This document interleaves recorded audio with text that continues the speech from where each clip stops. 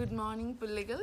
இன்றைக்கி நாம் 7வது பாடத்தினூடாக உங்களை நான் சந்திக்கிறேன். இன்றைக்கு நாம் படிக்க போகிறது கனவுகளை விளக்கிய யோசேப்பு. நம்ம ஏற்கனவே படித்தது நமக்கு தெரியும். யோசேப்போட கனவுகளின் மூலியமாக சகோதரர்கள் என்ன செய்கிறாங்க, அவர் மேலே கோபப்பட்டு குழியில் போட்டு மீதியானருக்கு விற்கிறாங்க. மீதியானியர் இவரை எகிப்தியருக்கு விற்கிறாங்க. அப்போ யோசேப்பு எகிப்தில் ஒரு சிறையில் அவர் இருக்கும்போது அதற்கப்புறம் அவர் பார்வோனின் கனவுகளை விளக்குவதற்காக கொண்டு போகப்படுறாரு பிள்ளைகள். ரைட். அப்போ ஒரு நாள் என்ன நடக்குது, பார்வோன் எகிப்து அரசாள்ற ஒரு அரசன். ரைட். அப்போ ஒரு நாள் என்ன நடக்குதுன்னா பிள்ளைகள், பார்வோன் தூக்கத்தில் கனவு காண்றாரு. ரைட். நமக்கும் கனவுகள் எல்லாம் வரும் இல்லையா? சில நேரம் நமக்கு பயப்படுற மாதிரி கனவுகள் வரும், சந்தோஷமான கனவுகள் வரும், நமக்கும் வித்தியாசமான கனவுகள் எல்லாம் வரும் இல்லையா? அப்போ அந்த மாதிரி பார்வோன் அரசனுக்கும் என்ன நடக்குது, ஒரு கனவு வருது. அந்த கனவு என்னன்னா, ஏழு புஷ்டியான பசுக்களை அவர் காண்றாரு. நல்லா சாப்பிட்டு நல்ல கொள்ளுமையான 7 பசுக்கள் அவர் காண்றாரு. அதுக்கப்புறம் அவர் காண்றாரு இன்னொரு அசிங்கமான, ரொம்ப மெலிந்து, ரொம்ப பார்க்கவே பரிதாபமான 7 பசுக்கள் அவர் காண்றாரு. இந்த நலிந்த 7 பசுக்கள் என்ன பண்ணுது அப்படின்னா, இந்த அழகான கொளுத்த 7 பசுக்களை விழுங்குது. ஆனால் அந்த 7 பசுக்களை அது விழுங்கினாலும் அந்த கொளுத்த பசுக்களை அப்பையும் அது எப்படி இருக்குது, ரொம்ப நலிந்து மெலிந்த தன்மையோட தான் இருக்குது. ரைட். அது பார்வோன் கண்ட முதலாவது கனவு. இரண்டாவது கனவு அவர் என்ன காண்றாருன்னு சொன்னால், 7 நல்ல செழுமையான கதிர்கள் இருக்கு. உங்களுக்கு தெரியும், கதிர்கள்ல இருந்து தான் நெல்மணிகளை நாம் எடுப்போம். அந்த நெல்லினூடாகத்தான் நாம் என்ன பண்ணுவோம், சோறு. அந்த நெல்லிலிருந்து வர்றது தான் சோறு, அரிசி.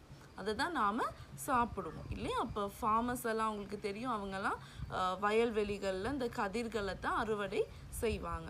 ரைட். நீங்கள் வயல் நிலங்களை பார்த்தீங்கன்னா உங்களுக்கு தெரியும்.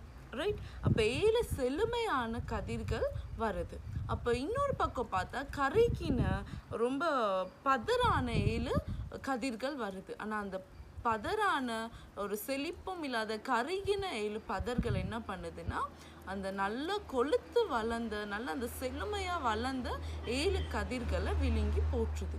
இப்படி இந்த 2 கனவையும் கண்டுட்டு பார்வோன் என்ன பண்ணுறாரு, இது எதுவும் ஒரு தீமையான காரியத்துக்கான அறிகுறியா என்னவா இருக்கும் அப்படின்னு அவர் ரொம்ப பயந்து அந்த நாட்டில் உள்ள எல்லா பிரதானிகளையுமே, எல்லா ஞானிகளையுமே அவர் கூப்பிட்டு கேட்குறாரு, என்னோட்டு இந்த கனவுக்கான விளக்கம் என்ன அப்படின்னு அவர் கேட்கும்போது அந்த கனவுகளுக்கான விளக்கத்தை சொல்லக்கூடியவர்கள் யாருமே இல்லை பிள்ளைகள்.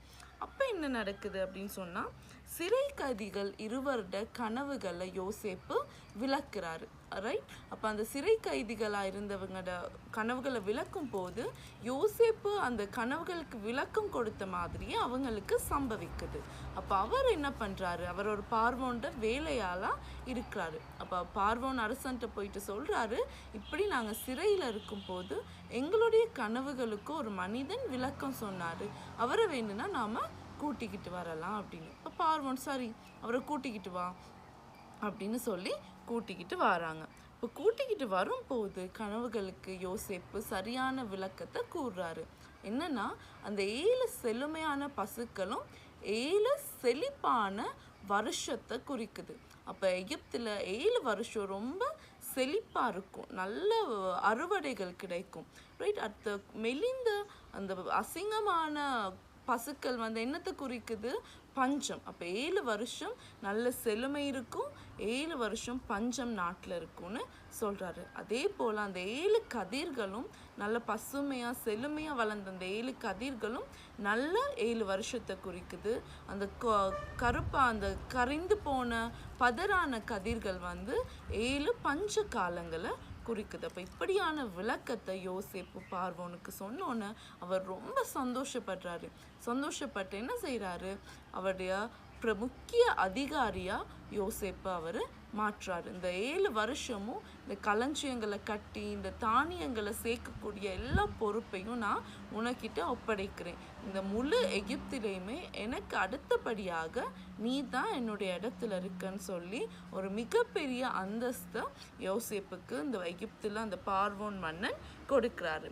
இப்படித்தான் பிள்ளைகள் நம்முடைய வாழ்க்கையிலும் நம்முடைய எல்லா ஞானத்துக்கும் ஆரம்பமானவர் யாரு? நம்முடைய கடவுள். இப்போ கடவுளால் மட்டும்தான் நமக்கு நல்ல ஞானத்தை கொடுக்க முடியும்.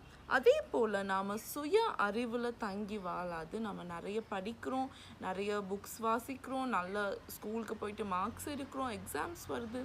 ஆனாலும் நம்முடைய சுய அறிவுகளுக்கெல்லாம் மேலானது என்னது? கடவுளுடைய ஞானம். நாம் கடவுளில் தங்கி இருக்கும் போது அவர் தம்முடைய ஞானத்தை முழுமையாக நமக்கு தராரு. ரைட்? அதே போல் நம்ம கடவுள்கிட்ட ஞானத்தை கேட்கும் போது அவர் நல்ல ஞானத்தை கொடுக்குறாரு. இப்போ எகிப்திலும் நீங்கள் பாருங்கள், எத்தனையோ படித்தவங்க இருப்பாங்க, ரொம்ப ஞானம் உள்ளவங்க இருப்பாங்க.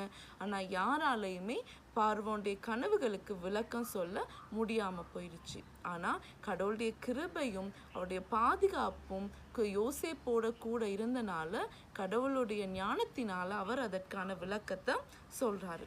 ரைட்? இப்போ இந்த பாடத்தினூடாக நம்ம என்னத்தை கற்றுக்கொள்ளணும்? உலக அறிவு எல்லாவற்றிற்கும் மேலானது நம்மளுடைய கடவுள் நமக்கு கொடுக்கும் ஞானம் பிள்ளைகள். ரைட்? அப்போ இந்த மனன வசனத்தை நாம் பார்ப்போம். இன்றைக்கு நீதிமொழிகள் 3:5 அதில் என்ன சொல்லியிருக்கு? முழு மனதோடு ஆண்டவரை நம்பு. இப்போ நம்ம முழுமையான ஒரு மனதோடு நாம் ஆண்டவரை நம்பணும். அதே போல் உன் சொந்த அறிவாற்றலை சார்ந்து நில்லாதே. நீ எதை செய்தாலும் ஆண்டவரை மனதில் வைத்து செய் அப்படின்னு சொல்லுது. திருப்பி ஒருக்கா நம்ம சொல்லுவோமா?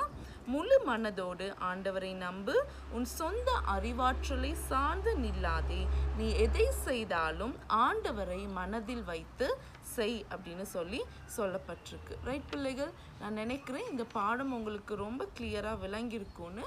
உங்களுக்கு இந்த பாடத்தின் வேதாகம பகுதியை வாசிக்கணும்னா தொடக்க நூல் 41:1 36 வசனங்களை நீங்கள் வாசிச்சிங்கன்னா இந்த யோசேப்பு கனவுகளுக்கு அர்த்தம் சொன்ன காரியங்கள் எல்லாமே அதில் இருக்கும்.